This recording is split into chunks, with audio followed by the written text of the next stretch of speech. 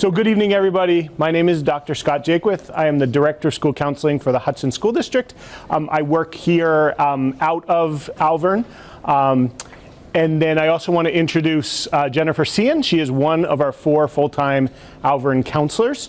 And we are here to talk about kind of college information. This is our second presentation that we've done this year. So we did a similar presentation in September. We targeted seniors, and the difference between tonight's presentation and the presentation we had earlier in the year is that in September we talked about how exactly do you go about applying to college. What is the Common App? What is, how do you match your Common App to Naviance? How do you use Naviance? How do you send those letters of recommendation or get letters of recommendation and your transcripts? This is more of a general presentation, so this is going to be about the college search. How do you figure out what is the best college for your child? Are we looking at 2-year colleges or 4-year colleges? And what goes into that search process, as well as what are colleges looking for in their students? So anybody is welcome tonight, but is it mostly juniors here for the students that are here? Is there any sophomores, freshmen, any seniors? Okay, Edison, you've already gone through this. Do you want to tell everybody where you're going? Yeah, so I'm going to be attending Quinnipiac University in fall 2025. Yep. Nice. Yeah. And I also want to encourage you guys to please ask questions that are relevant to your concerns. And Ms. Cian will chime in when she has additional information that I might have forgotten. There are cookies and waters in the back. There is also a really great informational packet that is created by Granite Advance. It used to be NEAF, the New Hampshire Higher Education Assistance Foundation. They've changed their name to Granite Advance, but they are everything college. So they help everything from the application process to financial aid. They have workshops on writing your college essay, Finance 101, how do you pay for college in addition to filling out the FAFSA. So they are a great resource. There is information in that packet about how to, what are some of the national scholarship sites that you might want to look at, what is the timeline that you should be looking at when searching for schools, what are some of the tools. So we're going to go over that tonight, but that is also a great reminder. I will also post the PowerPoint presentation probably tomorrow or Thursday on our Alvirne webpage under the Counseling tab. And HCTV is going to be broadcasting this presentation as well. In addition, if you are a lucky junior that is here, you are going to get this presentation again in your humanities class. So we are going to be going into humanities classes, and we're going to be talking about the college search process, allowing you guys to ask questions. In addition, next year, during Flex, we will have several college information kind of meetings that are not mandatory, but they're voluntary. I would encourage more and more students to use Flex to go to these presentations, because I think they were really helpful for the students that did go to them. So and then also making individual appointments with your school counselor. So that is a big part of our job, is talking about life after high school. And when we talk about college, I want us to use college in kind of a big picture. So that could be your 4-year university. That could be a 2-year community college. It could be a trade program. It could be a military academy. It could be an apprenticeship. It also could be a combination. So the dual admissions program, which is really popular, becoming more and more popular, is when you are accepted at 2 colleges. You're accepted at a community school college in New Hampshire and a 4-year college, and you go to the first 2 years. You're commuting at a community college, and then all those credits transfer to your 4-year college, and in 4 years you graduate with a bachelor's in education. It's a great stepping stone opportunity. Can also save you a lot of money.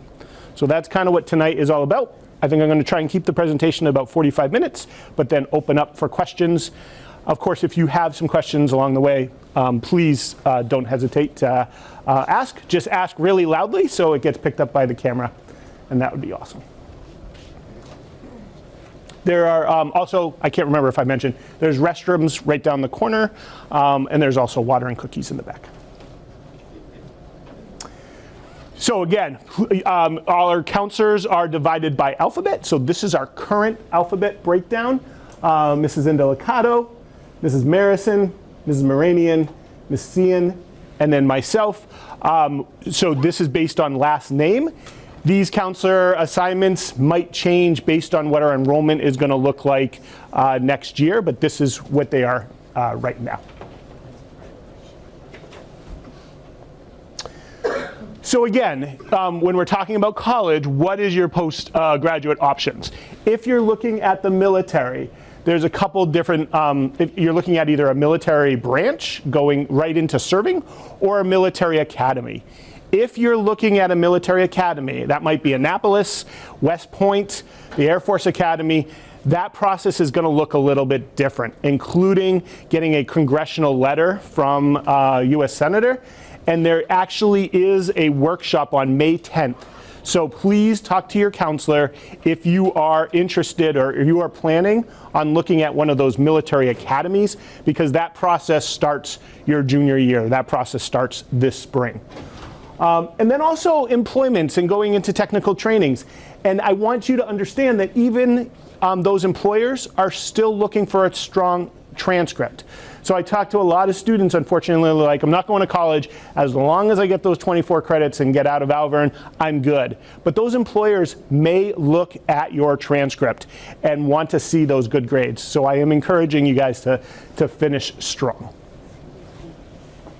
And some of those, there are some free programs. So like programs like Job Corps is a way that you could get free college. So you go to, you live on what looks like a college campus in Manchester, you learn a trade, and it's completely free, and afterwards they pay for your 2-year community college. So that is a great way to learn a trade and get free education at the same time.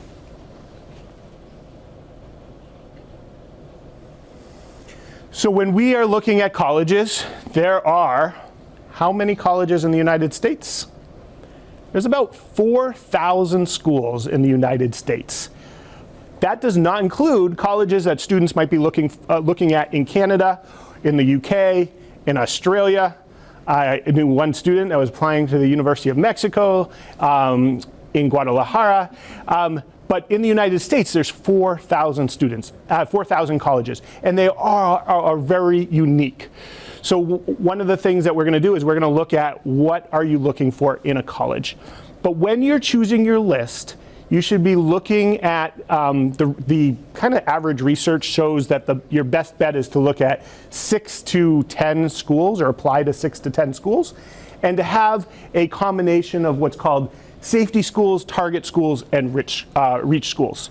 So safety schools are schools that you know that you can get into. Your transcript, your grades, your test scores exceed what the college is looking for. You're kind of really looking like, yes, I'm going to get into this school. And also when you're looking at a safety school that you can afford. Not knowing what the financial aid package is, this is a safe school that we can go to without breaking the bank. A target school is a school where your grades, your extracurricular activities, your test scores meet what the school is looking for. You are right there of kind of what they're looking as a prospective student. And a reach school is you might not have everything. You might have lower SAT scores.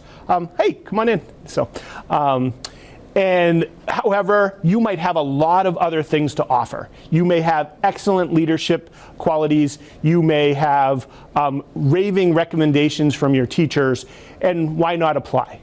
What we don't want to see happen is, and this does happen, is that students will apply to all reach schools. And reach schools, and everybody's reach school is different.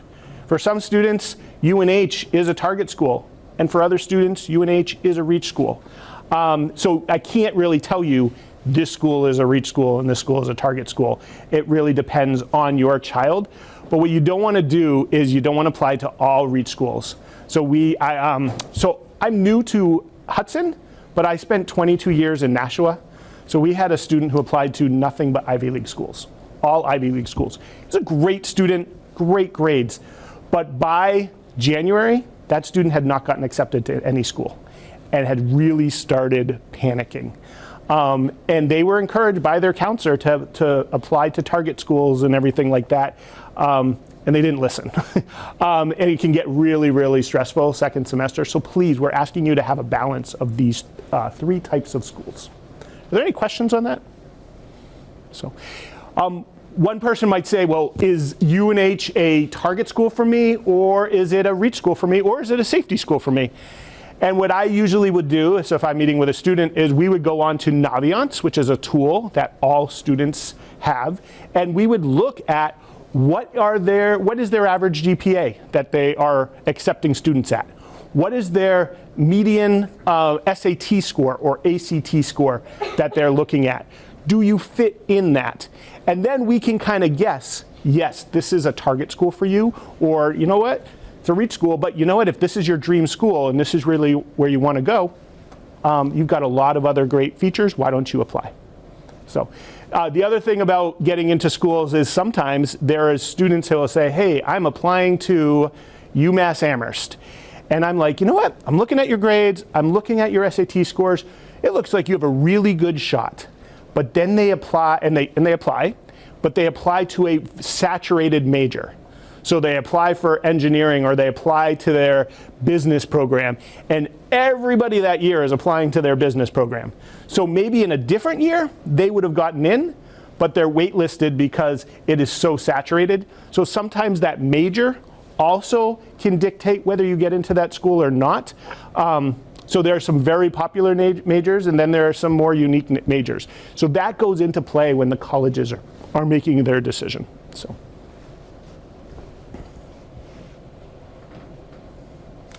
the college itself. So again, 4,000 schools. So how do you figure out what is the right fit for you? Are you looking for a public school? Are you looking for a private school? Is there a big difference? Sometimes that might come down to cost. And there is a myth that private schools are always going to be more expensive and public schools is the cheaper option. And that's not necessarily true. Private schools often start at a higher ticket price. So you might look at that price and say, oh my goodness, like there's no way we can afford that. But private schools also have a lot more endowment, and they can offer a lot more financial aid. They can offer a lot more merit-based scholarships. It can offer a lot more leadership scholarships, athletic scholarships. So sometimes they bring that cost down comparable to what a public school might be, or even less. Public schools usually start at a less expensive cost, but there is less scholarship. So I use UNH as an example a lot, not because I'm trying to sell UNH, although I did try to sell Edison UNH. But it's a baseline. I use it as a great baseline. Some schools are more competitive than UNH, and other schools are less competitive than UNH, but UNH is a state university. They have a lower ticket price than your BU or your BC, but you might get $4,000 or $5,000 in scholarship and merit aid from them, where Northeastern has a large tuition price, but they might offer you a $35,000 scholarship, and it might come down comparable. Are you looking at a 2-year school or a 4-year school, or as I said, that dual admission school where you start at a 2-year school and then transfer to a 4-year school? I know a lot of students, they are applying to Riviere, and they're going to Riviere this next year, which is an outstanding school, has a lot of great programs in nursing and in business, but their goal is to live at home. They want to commute, and that is a great option. First of all, it's a great financial decision in some cases. Also, it's a great stepping stone. They can focus just on the academics their first year, and then maybe decide if they want to move into the dorms after. I went to the University of New Hampshire, and I was an hour away. I was far enough away from my parents weren't knocking on my dorm room every 2 days, but I could also come home and get free laundry and a great home cooked meal anytime I wanted to. I could work on the weekends and come home and earn money. Other students are looking at going to school in Florida or going to school in California. And that is going to be a very different experience because they might come home twice. They might come home at Thanksgiving and they may come home at the end of the semester. And that's all you're going to see them. And that's a different experience. They might go home to somebody else's house for Thanksgiving during the break. The size of the school. Any guesses what is the smallest school in the United States? This is for an extra cookie. Alaskan Bible College has 32 students. That's it. The largest undergraduate school is, I think it's Arizona State University with 75,000 students. That is a huge difference. I'm not saying you're going to get a better or worse education, but you're going to get a different college experience being one of 75,000 students versus being one of 32. And there's schools all in the, within that range. UNH is a medium-sized campus with 14,000 undergraduate students. UConn is a larger campus with 45,000 students. UConn spans like 2 cities or 2 towns. You pretty much need to plan on having, using the shuttle in order to get from one part of campus to the other. Where Plymouth State College, which is about twice the size of Alvirne, you can walk across campus in 10 minutes. So you want to look and see what is the best fit. If you're a skier or a hiker, Plymouth State College might be the place for you. If you are a city person, you may want to go to Manual College, which is right next to Fenway Park and is in the College of the Fenway. So those are a lot of different things. What kind of demographics do you want? Do you want to look outside your window and see cows and college woods in Durham, New Hampshire, or do you want to look outside your window and see the Green Line? So I had a former student who went to Wentworth School of Engineering, an outstanding engineering school in the heart of Boston, right by Fenway Park, and loved the school, loved the professors, great education, but couldn't get a good night's sleep because every night there was traffic going by, there were ambulances going by, he could just hear a lot of traffic, and it took him a while to get used to not having a quiet, like really a quiet night's sleep if he wanted to have his window open in the evenings. The cost of living in a city is different than the cost of living in a rural area. So those are things that you want to look at. Are demographics important to you? Worked with a student who got accepted to 2 Ivy League schools. He got accepted to Dartmouth and he got accepted to Yale. How do you make that choice? Those are 2 outstanding schools. And he chose Yale because he was interested in going to a more diverse school where Dartmouth didn't have as much diversity. Is there a church or a synagogue that you are planning on staying connected with? And does the college have that? Those are important things to look at. How far away do you want to be from your friends? Also, what about activities? You don't need to play a D1 sport, but I worked with a student who went to the University of Alabama because they wanted to be part of a D1 campus. They weren't on the D1 football team, but they wanted to go to the games. They wanted to be in the crowd. And that wasn't the sole decision of what got them to go to the University of Alabama, but that was an important decision to them. And then also, and then sports. So are you going to play college athletics? D1, D2, D3, inter-athletic sports or intramural sports, which might be a dorm playing against a dorm or local colleges playing against each other, which could be a lot of fun. Do you want an art program? Do you want to be in musicals or other aspects? Community service. Some schools have much bigger community service programs than others. So, and there's a lot of different ways, and we're going to talk about this pretty soon, about finding that information. And then admissions selectivity. How difficult do you want that school to be?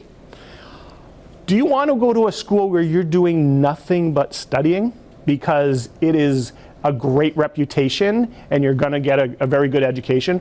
Or do you want to have a better balance where you can study hard but also be in the campus leadership programs and stuff? So what do you want that selectivity to look like? Also, what do you want the male-female ratio to look like? So Wentworth, again, 80% guys, 20% girls. Is that something that works for you? Yes or no? Or do you need something that's more 50%? Or do you want to go to Smith College, which has a higher female population than males? And then online versus in person. And I just added this because I have been to a public school. I went to UNH. I've been to a private school for advanced study, Riviere. I have done a study abroad program, a national study abroad program, meaning I was at Humboldt State University, which is in Northern California. So for a semester, I was far away from my parents. And I also, when I got my doctorate degree, I did online education, 3 years of online learning. And there are a lot of advantages to online learning. First of all, you can save a lot of money by doing online learning, but if it worked for you during COVID, that might be something to look at. And then there's a lot of schools that have hybrid programs, meaning you might be in class one day and then doing an online class the next day. So those are also things to consider. SNU, Southern New Hampshire University, has an amazing online learning program, but they also have a really strong hybrid program where you can be taking half of your classes online and half of your classes in person. So those are just things to consider. There are other schools that will say they have online programming, online classes, and they don't do a very good job at it. So that's something that you want to research as well. And there are some students that might say, I want to stay away from online learning as far away as possible, and that's something that you want to also research. The only other thing I want to just say is when you're looking at your major and you're looking at, oh, actually, I don't think I talked about cost. So cost is a reality for many, many families. And I know that when I applied for schools, my dad was great. He basically said, apply to any 4 schools that you wanted to. Let's see where you get in, and then let's talk about the money situation. And what he did was, I got into my schools, and he did all the research for me, and he laid it down on the table. And he said, if you go here, this is what you will owe in loans. If you go here, this is what you will owe in loans. And if you go here, you won't owe any loans. Ultimately, he gave me the power to make my decision, but he let me make an informed decision. And he explained to me how loans work and what that means to not just pay back money, but what to pay back with interest. But he also asked me, what is my major going to be? So what are the 2 most popular majors in the United States? Any guesses? Business is 1. Engineering is up there. It's not a number 2. No? Computer science? Nope. Good guesses, though. Psychology. So business and psychology. Business is a major that you can do great with a 4-year education. If you're like my sister, you get a 4-year education, you get into a great business, you get a company to pay for your master's completely free while you're going to school, you're golden. Psychology is a major where you can't do much without going beyond 4 years of college. You are really looking at a master's or beyond. For my major was social work. I pretty much went into college knowing I needed more than 4 years college, more than 4 years of college. I put that into my budget because I wasn't multiplying my cost of attendance by 4. I was multiplying it by 5. The other thing is, if your child is looking at going to Elon in North Carolina or University of South Carolina or Florida State, they're probably going to be flying back and forth. And that should be something that you are going to put into your budget. So it's not just the cost of attendance and the cost of room and board, cost of tuition and the cost of room and board, but the cost of attendance is what is the package deal? What are your books going to cost? What is spending money going to look like? What is transportation going to look like? Is it going to be a train ride, a bus ride? Are you going to carpool, or do you need to budget what your plane ticket is going to be? So when colleges visit Alvirne, and they come from far away, one of the things that I ask is, did you fly into Boston or did you fly into Manchester? So I'm asking the college rep, how much did it cost you to fly in? And then I share that with the students. and ask them to put that into their budget. Anything I'm forgetting, Ms. Ian? No, I was going to mention this part, but it was the next slide. The next, I was going to mention the college search tools. oh, do you want to? Yeah, sure. Is that okay, Edison?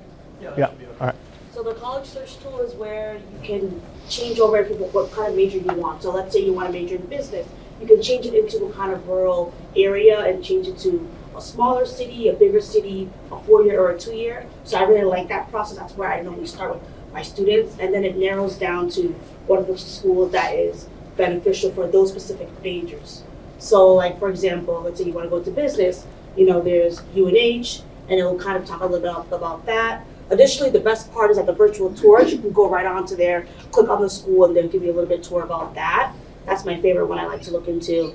And then also, additionally, it talks about like the cost and what you're going to be expected to pay for. Additionally, it's also good to talk about other peers and families and coworkers, what other schools that they were interested in. Additionally, what colleges are beneficial to you. We were just talking about psychology. I went to UMass Lowell for psychology.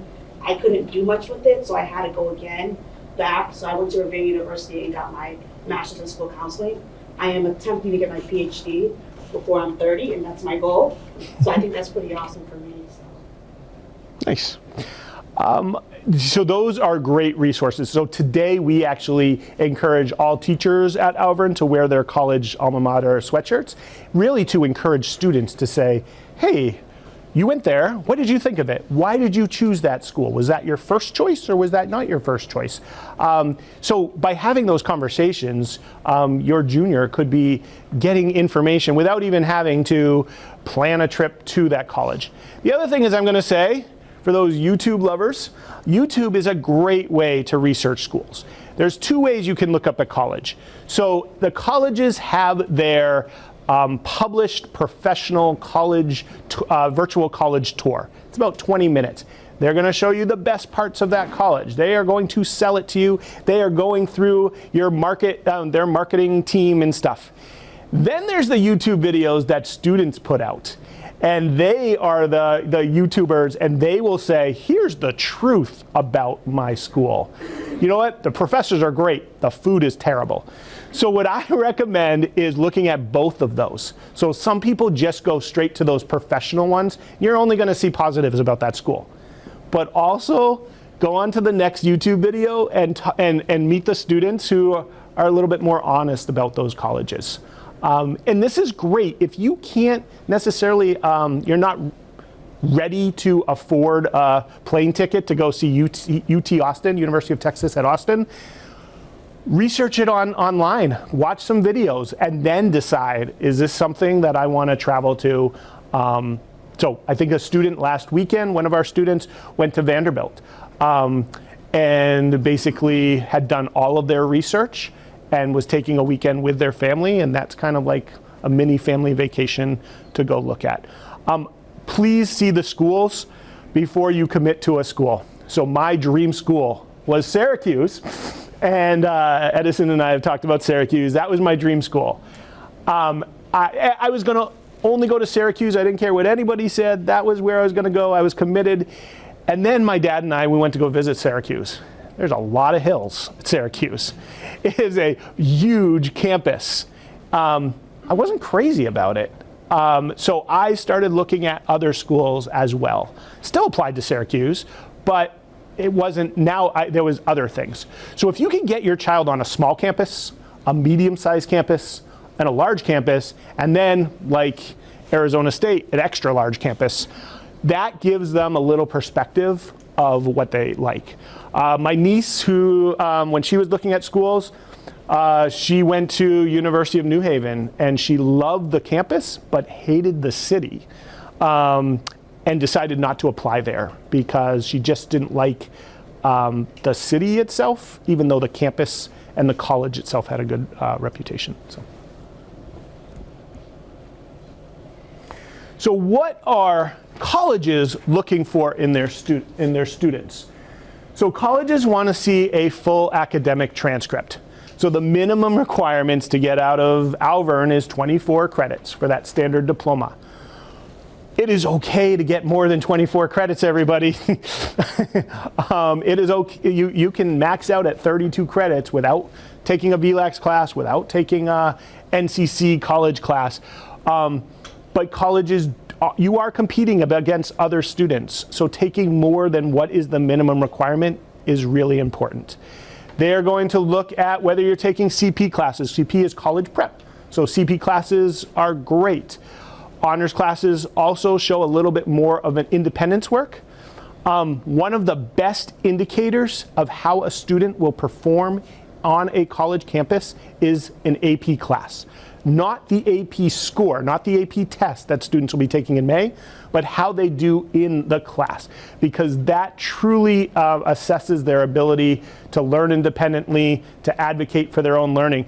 So I encourage my juniors and seniors and juniors, if they haven't already, could you take one AP class next year? And that might be AP psychology, it might be AP biology, it might be AP government. But challenging yourself, if a four-year college is really something that you are striving for, are you college ready? Because it is an investment, and are you ready for that investment? The other thing is people get very hung up on GPA, grade point average. And colleges want to see strong grades, they want to see the rigor of the class, meaning the level of the class.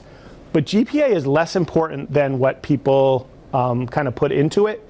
The only thing that our grade point average does is it compares Alvirne students to Alvirne students. But the college needs a mechanism to compare Alvirne students to Nashua students to Manchester students to students in California. So what they do is they throw our GPA out the window and they put in all of your grades and recalculate it based on their scale. So when students are saying, oh my gosh, my GPA is not what the college is looking for, it's the college's GPA that they're looking for. So don't get hung up on what our grade point average looks like and what your rank looks like, because the only thing that's doing is it's comparing Alvirne students to Alvirne students. There are students in Milwaukee that are walking around with an 8.5 GPA because their GPA is on a 10-point scale. So if they're saying, oh my gosh, I have an 8.5 GPA and you only have a 3.9, that's not comparing the same thing. Your senior year schedule. So this is a big mistake that a lot of seniors made this year, is when you apply to colleges, you are submitting your senior schedule. And that is a promise of what you plan on completing by the end of your senior year. What happens often is that students after first semester decide to change their mind and come to their school counselor and say, I'm a nursing major, I want to drop anatomy and physiology because I don't need it for graduation and I've already gotten into Riviere. Can I drop it? And what we tell students to do is you need to go back to that college and maybe all of your colleges and ask permission. Can I drop this class? Is it a big deal? There was a business student that I had who wanted to drop accounting, had been accepted to Riviere. I encouraged them to call Riviere, talk to the admissions department, and the admissions department said, no, you're a business major. You said you were going to take accounting. We're banking on you taking accounting. You cannot drop accounting. And that student stayed in accounting. The other thing is, I get at Alvirne that your early release and late arrival is so important. And it is a rite of passage. And I see some kids nodding their head and smiling right now. If I was a college admissions person and I'm looking over two transcripts and I see a senior that's taking 7 credits versus a senior who's taking 5 credits, I am going to weigh that into my decision, especially if I'm offering money to that student. Why am I going to give the scholarship to the person taking the minimum number of credits that they need for their senior year versus the student that's taking more? I don't mean that you need to take 32 credits and you shouldn't have a managed time. I value managed time and I think there's a lot of merit to managed time. But I'm not sure if double early release is going to get you the scholarships that you want at the colleges that you're looking for. So please take that into consideration when you're creating that senior schedule. And whatever senior schedule that you have by the time you apply to schools, and for some students that's going to be October or November, that is what you are sending a promise to that college is, this is what I anticipate on finishing by the time I graduate. And I know probably all of the juniors hate me right now, but I just wanted to tell you the truth. So, extracurricular activities. So colleges want to see what you can do beyond the classroom. And colleges kind of look for the big four. They love to see some type of competitive activity that you're doing. That might be track, that might be band or chorus, that might be the Granite State Challenge, or it might be the math league or something like that, or drama club, some type of competitive activity. They want to see some type of leadership, some type of opportunity that you're doing a leadership. It doesn't mean that you have to be the president of a club, but leadership might be a member of the National Honor Society, or doing kind of community service, or being a member of an environmental, like an environmental service group or something like that. They want to see some type of community service, some type of opportunity to give back. And they love to see a paid job. They love to see when students are paying for part of their own education, or saving for their own spending money, or saving for their book money. That does go a long way. You don't need to have 12 sports. You don't need to be the president of 7 different clubs, but if you could have something from one of each of those 4 categories, some type of competitive activity, some type of leadership activity, some type of community service activity, and some type of paid job, and it doesn't have to be you're working as a freshman. It doesn't have to be every year you're doing this, but a balance of those things, that goes a long way. College, the personal essay. I can't stress this enough. That personal essay is sometimes the decision maker when all other things are equal. Please be willing to do more than one draft. If you are using the Common App, the Common Application, there's about 7 different essays that you can choose from. You only have to choose one, but choose the one that fits you both. Ask a teacher to edit it. Be willing to do more than one draft. Don't do it the night before your application is due. Yes? As a senior, I'd love to recommend creative writing as a course that you take in your senior year, because the very first thing that you do in your course, I don't know if any of you guys, mostly juniors here, are in creative writing, but the first thing that you do work on in that class is a personal college-style essay. That's where I started writing mine. That's where I got my drafts from. That's where I got my peer edits from, and from my teacher as well. It's a great starting point if you're looking for something in school to help you enhance a person, or even come up with a personal essay. Yeah, that is excellent. Great advice. Thanks, Edison. And I have talked to admissions reps where they said, the essay is what kind of blew us away. The essay is what kind of sealed the deal. So please don't use that as an afterthought. Yes? I just kind of want to know, what does a personal essay kind of entail? Yeah, so again, there's 7 different topics. So it could be, why are you deserving to be on our college campus? What do you hope to get out of a 4-year college? The essay does 2 things. One is it shows the college what your writing skills look like and what your mechanics are all about. Can you write transitions from one paragraph to another? It also wants they want to know about you. Colleges ultimately are selfish. They want to know, how are we going to benefit by having you on our campus? And how do you do that without seeming pompous or bragging? So how can you do that in a humble way? And that's probably why taking a class like creative writing would be really good, because that is hard to do. So colleges want to see, can you write at the college level or pre-college level? And also, why do we want you on our college campus? There's a couple topics that you should stay away from. Colleges are sick of the big game where I won the winning shots. They've just seen that way too many times.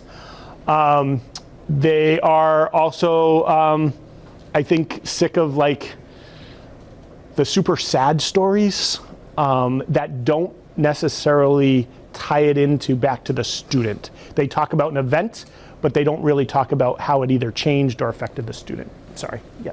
I was just going to say I don't recommend using AI to write your. Thank you. Okay. Yes.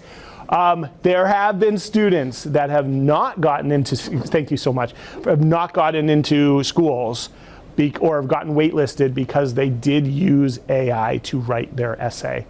And AI is a lot easier to track than sometimes students think it is. Thank you very much. So, and then letters of recommendation. So you are going to ask 2 teachers for letters of recommendation. You do not need 6 teachers to write letters of recommendation, or 4. So you only need 2. Most colleges there are very few instances where colleges want more than 2. So you're going to get a counselor letter of evaluation from us, which is not one of those 2. And then 2 letters of recommendation. One of the issues that this year is we had students ask for 4 or 5 letters. Teachers did that, but then colleges were rejecting them. So if you use the Common App and Naviance to send your letters, sometimes they will block out the third letter, because that college is only looking for 2. And then that teacher has either said no to someone else, because a lot of teachers might max out at, I can only write 10 or 12 letters of recommendation, or they have, or you just kind of wasted their time. So you only need 2 letters of recommendation. One of those letters should be in a core academic class: math, science, social studies, English, or a world language. The other letter could be from a coach, could be from a supervisor, could be from a faculty advisor, or another adult that knows you very well, but at least one of those should be from a core academic teacher. So the other thing I just want to say is, when you're asking a teacher to write your letter of recommendation, I want you to ask yourself this: who has seen your best? Who has seen your 100%? It does not have to be the person you got the A+ from, but it should not be the one that this is the funniest teacher. This teacher loves me. They crack jokes every time I come 10 minutes late to their class. That's probably not who you want to write the letter of recommendation. It could be the class you got the C+ in, but the teacher saw you during flex, you came during managed time when you could, you stayed after school, you revised and did more drafts, you made improvements. That's who you want to write your letter of recommendation. I'm sorry. I just want to know, do colleges, would they care about whether or not you used one of those core academic classes, or if you used a CTE program class? Yep. So again, colleges, we want you to get 2 letters of recommendation. One of them can be from a CT class, but one of them should be from a core academic class. Okay. So even if you're looking at going into construction management, I would still get a letter from a core academic teacher and your construction business teacher or something. Any other questions? So some students may be sitting here and saying, no one's seen my best yet. I'm not sure if I've shown my 100%. It's not too late. So it is only, April 22nd. You've got 2.5 months now, and then you've got all of first semester to show somebody your best and your 100%. Make sure you ask the teachers ahead of time. You can't ask the day before the college application is due next day. So you have to ask at least, I would say, 4 weeks in advance. Yep. Yeah, so. I'd like to emphasize. Yeah. Because I got a student asking me for a letter by 2 p.m. when it's 11 o'clock. I wrote one for her. I should have said no, but I was nice enough to write one for her. But Yep. it was because me and her was able to build a good relationship. If she hadn't built a relationship with me, I probably wouldn't have. And it's okay for me to say no, and that's kind of like her fault. So just letting you know, 4 weeks in advance is the minimum I will say. So you're also going to get a better letter if the counselor has time. So Jen, you have how many seniors? I have the most seniors. I have 70. So yeah. All of every other counselor. Yeah. So if every of her college-bound seniors ask her to write a letter of recommendation the weekend before it's due, that's not obtainable. So 4 weeks notice would be great. And also for teacher letters of recommendation, when teachers write letters of recommendation, it is after the bell rings, after school. It's on Sunday mornings. It's if you're like my mom, it was 4:30 in the morning before all of the kids got up to school. It is on their free time. So a thank you note goes a long way. So, and then standardized test scores. So do I send SAT scores? Do I not send SAT scores? A lot more schools are becoming test optional. More schools became test optional during COVID, but now some schools are coming back. So what they found was by becoming test optional, we were letting in a lot of kids who were not successful in school. So there are some schools that are now going, so especially some of your more competitive schools are bringing back the SATs and the ACT scores. There's still plenty of schools that are test optional. Test optional means if you send them, we'll take a look at them. If you don't send them, it's no big deal. There are some schools where if you send the scores, it will never hurt you. It can only help you. And then there's test blind. If a school is test blind, that means they won't look at them. You're just wasting your $9 to send your scores. You shouldn't do that because it's just a waste of money. And then there are schools that do still want the SATs. And there's some certain programs, like a nursing, might still require the SATs, but other schools do not. The other thing is if you're looking at playing,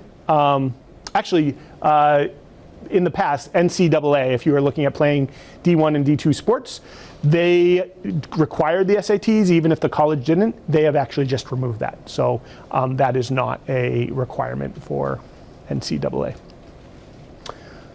Any questions? Does everyone know the difference between SATs and ACTs? So the SATs is kind of an East Coast thing. So it tests your verbal reasoning, your reading and writing, as well as your math scores. And that's what we provide for free to all juniors. So we did that on April 2nd. You can take that SAT as many times as you want.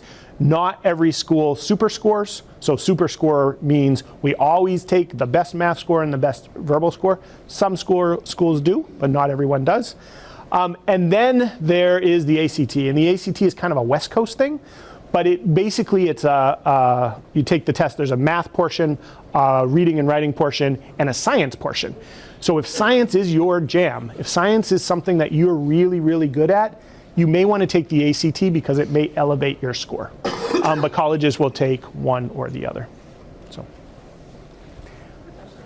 yeah. Do kids have another opportunity to take the SATs again? Yeah, so we only provide, so the Alvirne School District only would provide one free attempt at taking the SATs. So if a student wanted to retake the SATs, that would be the Saturday test. That would be going on to the SAT the College Board website, looking for a school. So it might be at Nashua North, it might be in Merrimack High, and finding a date that fits for you and then paying the fee. So, yep. Application deadlines. So when you apply, there's different deadlines. Early action and early decision are becoming much more popular. Early action is I'm going to apply early and I'm going to find out early, usually before our Christmas, our holiday vacation in December. It's great because students can take, just breathe easy, say, I got into my schools, this is great. You do have to have your application ready. So those application deadlines might be November 1st, November 5th, November 15th, maybe December 1, but they're early deadlines, which means if Ms. Cian is saying that she wants to write your letter 4 weeks before the deadline, that means you might be meeting with her at the end of September or very early October. There are a couple early action deadlines that are as early as October 15th. There's very few of those, but those are there. They still exist. Early decision is a binding agreement. That is your one true love, the school that you will do anything to get into. And if you apply early decision, you are saying that if I get accepted to this school, I will withdraw all of my other applications. And you have to withdraw all of your other applications. So you have to go to that school if you get accepted, regardless of what your financial aid package is going to look at.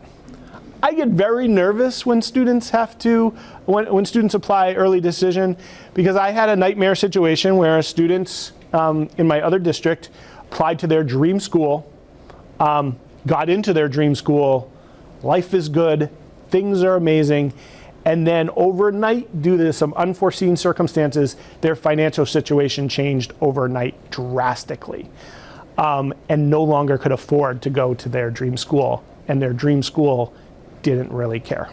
They said, you've committed to this school, you need to go. You also are not going to get the financial aid package before you get that acceptance. So a lot of people think they might get a leg up on early decision, and I'm not saying that they won't, but be very, very careful. I think that some of the counselors are having conversations with students saying, I'd like to change my mind for my early decision, and the counselors can't help you with that. We are required, when you apply early decision, we basically have to sign off that we have counseled your child on what early decision means and what a binding agreement means, and we have to counsel you. So I will call up. I will call you up on the phone saying, I'm ready to submit Johnny's application to this school. It's early decision. I just need to go over the phone and make sure you understand what a binding decision means. And if you say, yep, this is what a binding decision, I understand, we accept, we understand, then I will just sign off on it. Because I'm not signing that I agree with the early decision, I am signing off that I have explained to you what a binding agreement is. A lot of people have questions about this. Granite Advance is a great resource to talk about, like, my child really wants to apply early decision, I'm a little hesitant about it, can you give us some more information? So, any questions on that? So, all right. And then regular decision. So regular decision is going to be usually the end of first semester. So I do get students saying, do I have a better chance of applying early action or regular decision? Is it going to affect my acceptance? And here's what I tell them.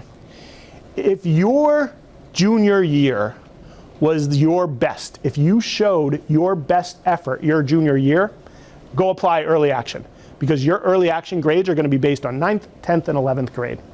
If junior year, for whatever reason, wasn't your best year, you may want to consider applying regular decision, because regular decision is going to include your first semester senior year grades.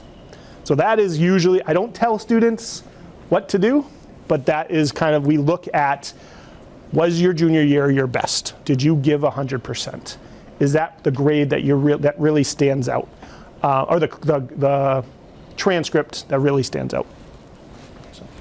And then rolling admissions. So rolling admissions are becoming more popular, and that's when you can apply anytime. And so you could apply this summer to a school. A lot of two-year colleges are rolling admissions. There are students that might apply August 15th and start classes on September 1st. The only thing I would caution you is your college itself might be rolling admissions, but the programs may fill up first. So if you are looking at going to the nursing program at Nashua Community College, which is rolling admissions, they're going to fill up their slots by the end of February. So you need to apply early, because what they might say to you is, hey, yeah, you got in, you can take your general education requirements, but our nursing slots are all filled up. Or our Hondo Automotive program is full until next year. So I would just caution you about rolling decision, because the major may fill up, not the college. Questions? All right. I think we talked about this, standardized test information. College is aware that COVID has drastically altered testing, but now that we're kind of a couple years out of COVID, some colleges are coming back to requiring those tests. The other thing is this is your child's responsibility. This is a big confusion. We have access to your test scores, but we don't have access to your official test scores. We cannot send your test scores on your behalf. So your child has to go onto College Board and have their test scores sent, or the ACT website and send them. So this is probably the most common mistake that seniors make, is they think that we will send their scores, and we don't do that. We can't do that. And then AP exams. Oh, yeah, I'm sorry. So you had mentioned earlier that my daughter was sick and she missed the SAT. So is there some other place that is there a website or something? Yep. Yes. So in a couple things. First of all, I don't know if Ms. Wise is still doing makeups. So she was reaching out to students that were absent about makeup exams. And then there is in that booklet, there should be information from College Board. So it's the College Board website to sign up for the SATs. Yep. No problem. AP exams. So schools may offer college credit for how you score on your AP exam. So the AP exam scores are based on 1 through 5. If you have a 3, 4, or a 5 as a score, a college may accept that as credit, or may give you what's called advanced standing, meaning we're not going to give you a college credit, but you don't have to take Intro to Psychology. You could go on to the subsequent class. So that's really, really helpful. More and more schools are leaning towards the 4s or 5s. I think less schools are accepting the 3s. When you apply, it can get very costly when you're applying to schools to send all of those scores to, if you apply to 10 schools and you have 5 AP scores, that can get very pricey. So what you can do is you can self-report your AP scores, and then once you get accepted and you know where you're going, then you would send your AP scores officially to that college, asking for college credit. So, would you agree with that? Is that pretty accurate? Or? Not sure. Okay. Okay. All right. You were nodding, so I wasn't sure. So, any questions on that? All right. Paying for college. So we are going to invite Granite Advance to come here in the fall to have a presentation on, it's called Financial Aid 101, and they're going to talk about the FAFSA. They're going to talk about all the different ways to afford college.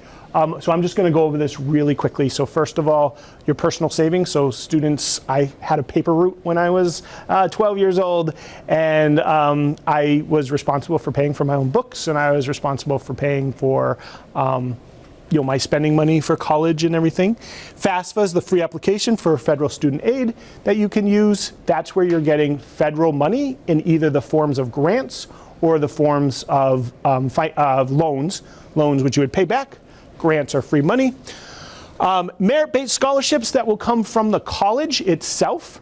In order to access those, you still have to complete the FAFSA.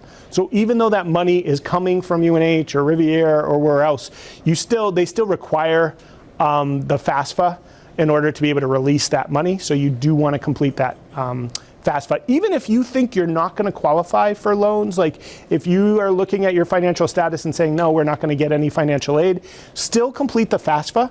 So that makes you eligible for those merit scholarships. And some of those merit scholarships are available only for early action applicants or priority admissions. So sometimes that is an advantage of applying early action, is that you have access to more of that money from the college. And then community and local scholarships. So we have one of our counselor secretaries, Ms. Hesketh, is absolutely amazing. She is in charge of all of our scholarships, and we have 72 different scholarships. She has been kidnapping kids from class to offer them to fill out scholarships, and she has been doing an amazing job. She has gone over and beyond what I think any secretary would do in terms of scholarships. So get to know her, introduce yourself, tell her you want to major in business, or tell her you want to major in education, because there is a lot of money available just to Hudson students. And it is amazing how charitable the Hudson community has been. I think that has just really blown me away. So in the June 6th, I think, we're going to have our scholarship evening for seniors, and we're going to have 100 students there that have applied and giving them free money for college. So a quick story about me is that when I was a senior in Nashua, I applied to 24 different scholarships. And that was basically first semester I applied to school, second semester I looked for the money. And because if I tried to do both, that could be really overwhelming my senior year. So second semester, every weekend, I was sitting down filling out an application. Watching March Madness basketball or whatnot, but filling out an application. I got 8 scholarships. So I applied for 24, I got 8 scholarships, and so for every 3 scholarships I applied to, I got 1, which was awesome, and I went for the small money. I got $2,000 here, $1,500 here, $500 from my church, $1,000 here. My first year of college was paid for. It's completely free. But it took applying to 24 scholarships to get to that point. And there are plenty of scholarships for your child to apply to. So please don't assume that if I apply to 1 scholarship, I'm gonna definitely get it. But the more you apply to, the better. There are other students that are only going after the big money, the Coca-Cola $20,000 scholarship or the Burger King $50,000 scholarship. Those are national scholarships.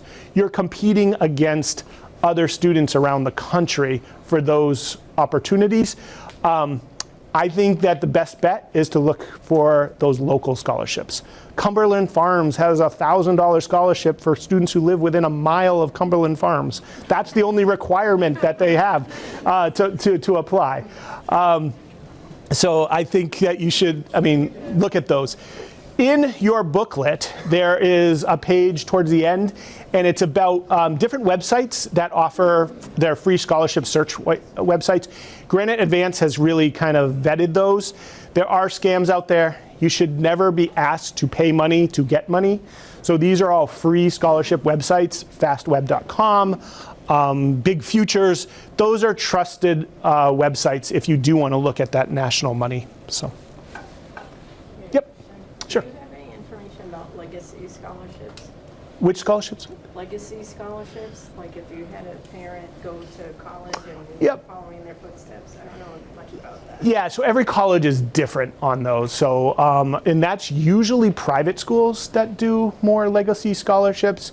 So they will ask on the application, have you ever had any family members that have gone to this school and stuff like that? And then it'll be part of their package that they offer you, or do you have to apply for those separately? So again, every school is different, but I think that typically what happens is once you get accepted, they send, Edison, they send a package a week later of what your financial aid would be? Yeah, they usually send you about a week later. Yep. And with your acceptance, you get the merit base from there. Yep. And that's where it might say that you also get a legacy scholarship or a leadership scholarship or something like that. So. And then also service training based programs. So I think I said Job Corps is a great way to get free education. The National Guard is a great way to get money free for education. So there are a lot of opportunities out there to get free money. The dual admissions program is a great cost savings because you can get a 4-year degree but pay $7,000 for your first 2 years, or $7,000 a year for your first 2 years, and then if you go to UNH, you're paying $30 for the next 2 years. That is a huge savings instead of paying $30 times 4 years. So there are ways to make college much more affordable. Work-study programs, which is they offer you a job on campus that they'll give you. You can either get a paycheck and use that for your spending money, or you can have that check go directly to your tuition. Then there's Parent Plus loans, so and all of that stuff. Just please explain to your child how financial aid works and how student loans work. So I had a student, a great student, wanted to go to his dream school, went to his dream school. He's $165,000 in debt with his master's degree. That payment when he graduated with his master's was $1,800 a month for 10 years. $1,800 a month for 10 years. He refinanced that for like $300 a month for the next 80 years. So I wonder, so it is a real factor that you need to talk about. I don't want money to be a reason why someone doesn't go to college, but was there a way to make that cost less? In my mind, there were ways that he could have made that cost less. So. In the last slide, and this is actually the first time that I'm talking about this in this type of presentation, is my child ready for college? So the other thing that I did not share about myself is I took a gap year. And that's a year in between high school and college. And that was the best thing for me. My sister went on to college right after high school. That was the best thing for her. But there is nothing wrong with taking a gap year. What I would recommend is if you are considering a gap year, go through the process applying to college. So this is what I did, is I used my school counselors, I used my teachers for letters of recommendation, I applied to colleges, and then I deferred for a year to take my gap year. Because if I didn't, then I'd have to do that whole college application process by myself without my teacher support, without my counselor support. So if a gap year is in your interest, please talk to me.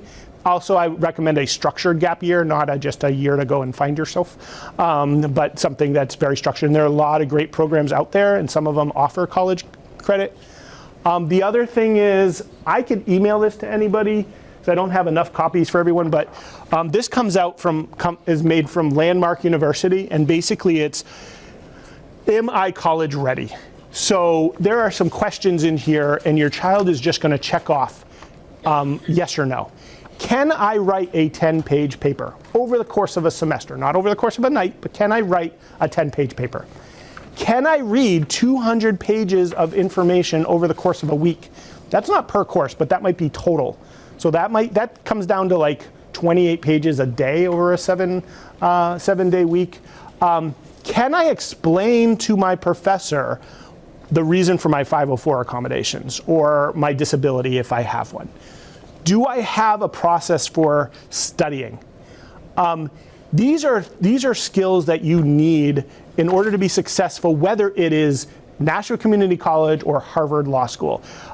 So this is a great checklist to ask your student before we pay for this big investment. Are you college ready? And if you don't have all these boxes checked, we have a year and a half or a year and a quarter to get you college ready. What do we have to work on? If you are always working with your case manager on writing a 10-page, writing an essay, what needs to happen before you can do that on your own, because your case manager is not going to college with you? So these are just some things to consider. What's your time management situation like? One of the things that when I was a junior, I remember saying to my mom, like, oh my goodness, I need to go to the dentist. Can we make an appointment for the dentist? And my mom said, sure, absolutely. Here's the phone book. Make your own appointment. And I was shocked. I was like, what? You're not going to make it for me? She's like, no, you're going to be in college. I'm not going to be able to do that for you. You've got a year to learn how to do these things yourself. So I started by making my own dentist appointments. And then it was advocating for myself when I had a conflict with a teacher. And my parents were behind me instead of in front of me, because when you get to college, the professors will not talk to your parents. The financial aid service office will not talk to your parents, even if your parents are the ones that are paying the bill. So your child is in that driver's seat. So if they're not already in the driver's seat, we need to start switching seats to make sure that they are college ready. So, and I think, is there anything that I'm forgetting? Okay. I know, real quickly, student responsibilities. Your student is responsible for filling out their application, for asking teachers for recommendations 4 weeks in advance, as well as their school counselor. They are going to add their colleges to Naviance, and we're going to talk a lot about those logistics next year. So that's not something your junior has to worry about now. They're going to complete a transcript request form, which is every college that they apply to has to be on basically this blue sheet. And this we need your signature, because if your child's under 18, we legally cannot send any college materials on their behalf to a college without you signing off on that. So every college you apply to has to be on this form. And then your child has to send their test scores and AP scores. Counselor responsibilities. We will write a counselor letter of recommendation if asked or needed. Some students won't need one. If you're applying to Georgia Tech, they don't really want a counselor letter of evaluation. They really are looking for your transcript. Send transcripts to schools with updates being sent at each marking period. So we send your transcripts 3 times: when you apply, at the end of first semester, and the day after you graduate. We will send your transcript.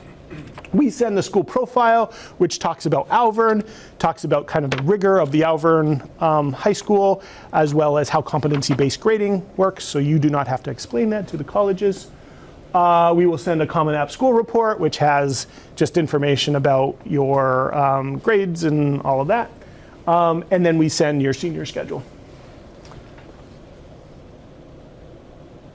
Upcoming events.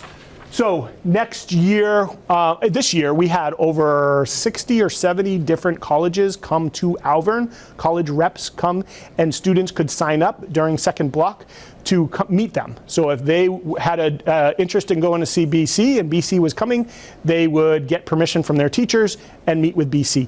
That is the same person that's reading their application. So to be able to sit in front of them, ask them questions, get them to know you, goes a long way. But we had about 7, so you can go on to Naviance, and if any student wants to learn how to do that, that's fine. But over the summer, colleges will start scheduling times to come in over the first semester. We encourage you to make appointments with us.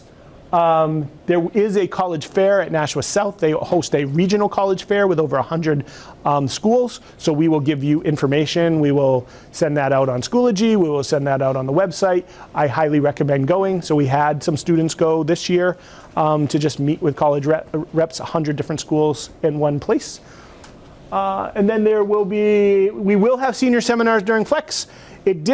We had kids not show up during Flex this year, seniors. I'm hoping we can increase that number.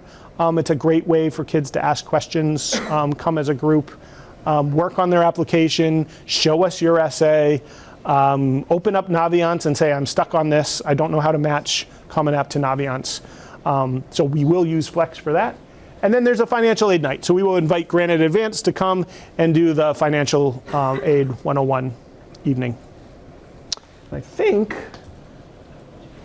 that was a lot of information. And you guys asked great questions. Are there other additional questions that you guys have? Yes? So you mentioned the college fair itself. Is that happening soon again, or is that again next year? Yep, sorry. The college fair will be, usually it's in October or early November. So I believe they must have the date set. So if you email the office, I can get that information for you. So, and that's at Nashua South. Any other question? Was this helpful? Okay. So juniors, you will get this information again in your humanities class after, I think we're going in after AP testing is all done. So we'll stick around if you have any specific questions. There's cookies and water. And thank you guys very much.